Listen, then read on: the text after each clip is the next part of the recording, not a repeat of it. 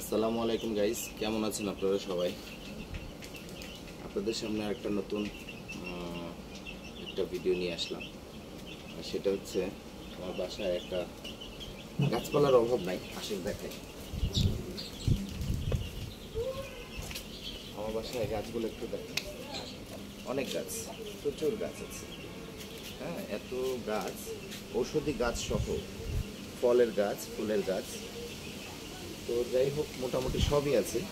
কিন্তু দুঃখের বিষয় কি জানেন, আমার বাসায় একটা মাত্র তুলসী গাছ আছে, অনলি ফর একটা গাছ। যে গাছটা দিয়ে আমার সন্তানদের যদি কখনো অসুখ বিসুখ হয় বা আমাদের হয়, সেই গাছ থেকে আমরা একটু ওষুধ পাই। তাও গাছটা অত বড় না, আসেন দেখাচ্ছি গাছটা। এই যে এটা হচ্ছে ভেন্ডি গাছ, অনেকগুলো এর আগেও দেখিয়েছি আপনাদেরকে।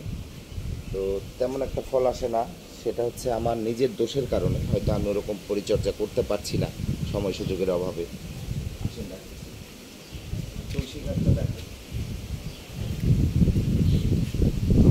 এই যে তুলসী গাছ,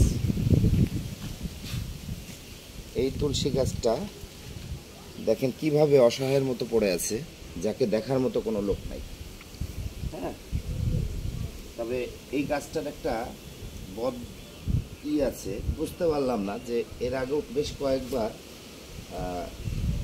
এটাকে ঠিক করা হয়েছে, কিন্তু যত্ন নেওয়া হচ্ছে না ঠিক মতো। তো যাই হোক, এটাকে এখন একটু কাজ করতে হবে। সেটা হচ্ছে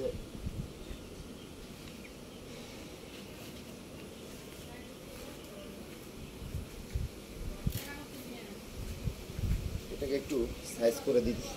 আপনার যদি একটু যত্ন না হয় তাহলে গাছটা কিন্তু অনেক বড় হয়ে যাবে, অনেক বড় হয়ে যাবে। বাট যত্নের অভাবে হচ্ছে না।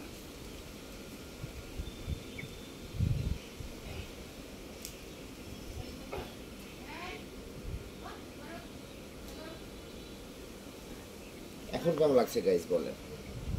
আশা করি ভালো লাগছে। এই গাছটা থেকে অনেক উপকার পাই আমরা। তো এই গাছটার জন্য মোটামুটি আমরা অনেকেই শ্রম দিছি। আমার আম্মা পর্যন্ত এই গাছটা যত্ন করে গেছে, যদিও আমার আম্মা গত হয়েছে। এখন এখন পর্যন্ত গাছটা আছে, বাট আমাদের ওষুধ দিয়ে যাচ্ছে। তো যাই হোক, মোটামুটি অনেক কিছুই বললাম। তো যাই, আপনি আপনাদের আমি আরও হয়তো সামনে আরও নতুন নতুন কিছু দেখাবো। তো আর এই মোরগটা আমার বাসার বাইরে কখনোই যায় না। এর একটা গুণ আছে যে বাড়ির ভিতরেই থাকে। তো যাক, আলহামদুলিল্লাহ, আপনারা ভালো থাকবেন। সামনে হয়তো আরও নতুন কিছু নিয়ে আসবো। দোয়া রাখবেন। আসসালামু আলাইকুম।